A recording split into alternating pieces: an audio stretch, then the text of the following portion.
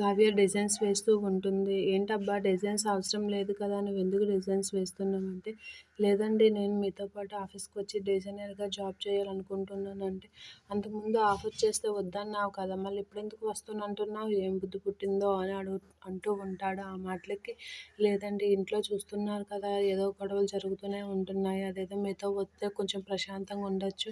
అలాగే మీతో కూడా టైమ్ స్పెండ్ చేయొచ్చు" అని అంటూ ఉంటుంది. ఆ మాటలకి రాజు "నువ్వేం రావక్కర్లేదని" అంటంటే, "అప్పుడు వద్దన్నా కదా! ఇప్పుడు నేను రిజెక్ట్ చేస్తానంటే" "మీరెందుకు రిజెక్ట్ చేస్తారు? అప్పుడు అన్న మాట నాకిప్పుడు గుర్తొచ్చి బుద్ధి పుట్టి వస్తానంటున్నాను. నీకేమి నేనొస్తానంటే మీకేదైనా ప్రాబ్లమ్ ఉందా?" అని అంటూ ఉంటుంది.